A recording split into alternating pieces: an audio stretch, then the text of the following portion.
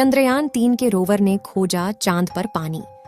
चंद्रयान-3 का प्रज्ञान रोवर लगातार चांद की धरती पर घूम रहा है और हमारे इसरो के वैज्ञानिकों द्वारा इस रोवर को कमांड यानी निर्देश दिया जा रहा है।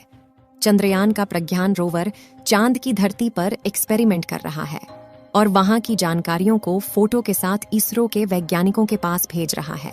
प्रज्ञान रोवर में लगाए गए लेजर ब्रेकडाउन स्पेक्ट्रोस्कोप, जिसे LIBS का नाम दिया गया है। प्रज्ञान रोवर में लगे इस लेजर ब्रेकडाउन स्पेक्ट्रोस्कोप ने चांद की धरती के नीचे लेजर को फेंककर कुछ तत्वों को खोज निकाला है, जिसमें हाइड्रोजन और ऑक्सीजन पाए जाने की उम्मीद बताई जा रही है। आपको जानकारी के लिए बता दें कि जो पानी होता है उसमें हाइड्रोजन और ऑक्सीजन के मॉलिक्यूल्स मिले होते हैं, यानी कि हाइड्रोजन के 2 अणु और ऑक्सीजन के 1 अणु को आपस में मिला दिया जाए तो पानी का निर्माण होता है।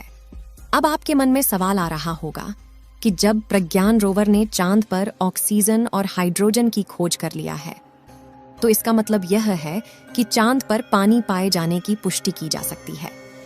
चंद्रयान-3 ने चांद पर पानी को खोज कर लिया या नहीं, इसको जानने के लिए वीडियो को अंत तक जरूर देखें। इसरो के वैज्ञानिकों ने यह भी बताया है कि इस समय चंद्रयान के रोवर के सामने मुसीबत मंडरा रही है, जिसका सामना करते हुए अपने मिशन को 14 दिनों के अंदर पूरा करना होगा। इसरो ने जानकारी देते हुए बताया कि हाल ही में प्रज्ञान रोवर के सामने 4 मीटर का लंबा गड्ढा आ गया था। जो तस्वीर इस समय आप अपने मोबाइल फोन पर देख रहे हैं, यह वही गड्ढा है जो प्रज्ञान रोवर के सामने आया था और इस गड्ढे की चौड़ाई लगभग 4 मीटर है। इस गड्ढे की तस्वीर को विक्रम लैंडर में लगे हाई रेजोल्यूशन कैमरा द्वारा लिया गया है। फिर भी प्रज्ञान रोवर सावधानी दिखाते हुए गड्ढे के बगल के रास्ते को चुना और इस समय चांद की धरती के लगातार रहस्यमयी खुलासे कर रहा है। चंद्रयान-3 के प्रज्ञान रोवर ने चांद पर किन किन तत्वों को खोजा है, उसको बताने से पहले हम आपको कुछ जानकारियां देते हैं। दोस्तों, हमारा विक्रम लैंडर चांद की सतह पर 23 अगस्त 2023 के दिन शाम के लगभग 6:04 पर सफलतापूर्वक सॉफ्ट लैंडिंग किया था और यह इतिहास में पहली बार हुआ है, क्योंकि आज तक भारत के अलावा किसी भी देश ने चांद के इस भयानक दक्षिणी इलाके में उतरने की हिम्मत नहीं की। लेकिन फिर भी भारत ने चांद के दक्षिणी ध्रुव पर भारत का झंडा लहराकर इतिहास में अपना नाम दर्ज कर दिया है। चांद के इस इलाके में काफी ज्यादा बड़े बड़े क्रेटर यानी गड्ढे मौजूद है, जिसमें पानी पाए जाने की संभावना है। 24 अगस्त के दिन चंद्रयान-3 का प्रज्ञान रोवर विक्रम लैंडर से धीरे धीरे बाहर निकलता है और इतिहास रचते हुए रास्ते में भी वह चांद की धरती पर इसरो का लोगो और अशोक स्तंभ की छाप छोड़ते हुए धीरे धीरे आगे बढ़ता है। इसरो ने जानकारी देते हुए बताया कि जिस स्थान पर चंद्रयान-3 का लैंडर उतरा है, उस जगह को शिव शक्ति पॉइंट के नाम से जाना जाएगा, क्योंकि शिव में मानवता के कल्याण का संकल्प समाहित है और शक्ति से हमें उन संकल्पों को पूरा करने का सामर्थ्य मिलता है। दोस्तों, इसरो वैज्ञानिकों के अथक प्रयासों और करोड़ों भारतीयों के दुआओं के नतीजे आज हमारा चंद्रयान-3 चांद के दक्षिणी ध्रुव पर अभी भी शान से खड़ा हुआ है और इसे चांद पर लैंड किए हुए 1 हफ्ता हो चुका है और अब यह मिशन बस 1 हफ्ता और चलने वाला है, जिसके बाद चांद पर फिर से 14 दिन के लिए रात हो जाएगी, क्योंकि प्लान के अनुसार लैंड करने के बाद उसे 14 दिन रिसर्च का काम करना है।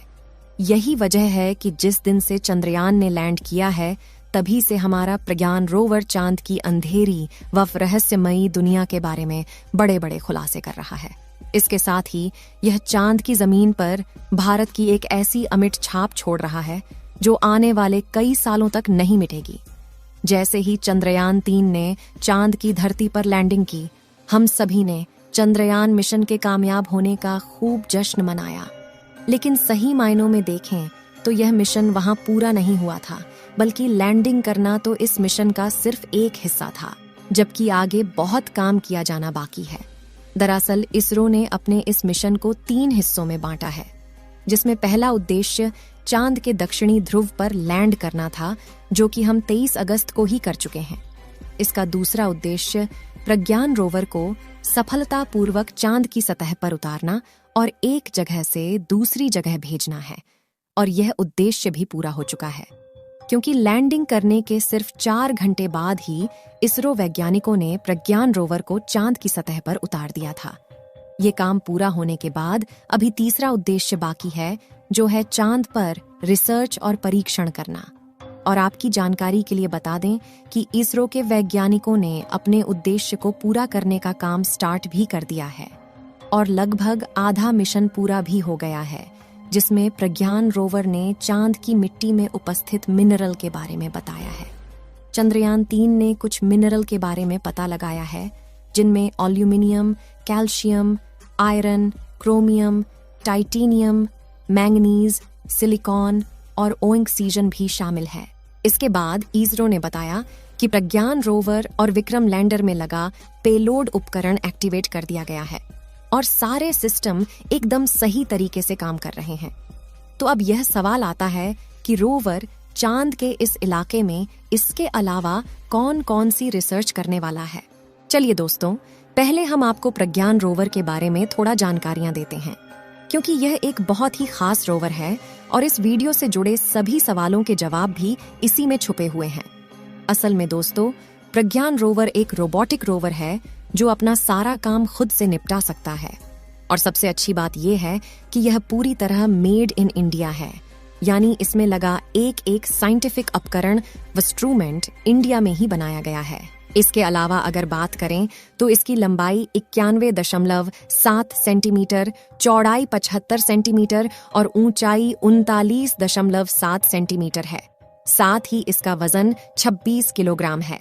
यहाँ गौर करने वाली बात यह है कि 26 किलोग्राम का वजन पृथ्वी पर है। अब क्योंकि चांद की ग्रेविटी पृथ्वी से 6 गुना कम है, तो ऐसे में चांद पर प्रज्ञान रोवर का वजन सिर्फ 4.5 किलो के करीब रह जाता है।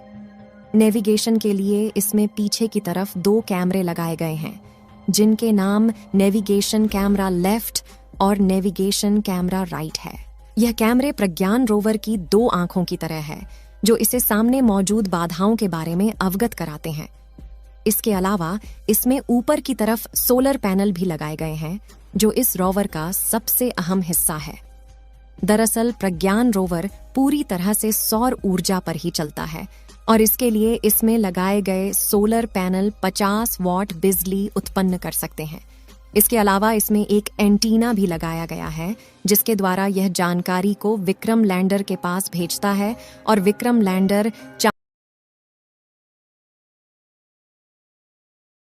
चांद का चक्कर लगा रहे आर्बिटर के पास जानकारी भेजता है और आर्बिटर उसे जानकारी को इसरो के वैज्ञानिकों के पास भेज देता है। चंद्रयान 3 ने ऑक्सीजन की खोज कर ली है। अगर यह चांद पर हाइड्रोजन की खोज कर ले तो चांद पर पानी की पुष्टि की जा सकती है।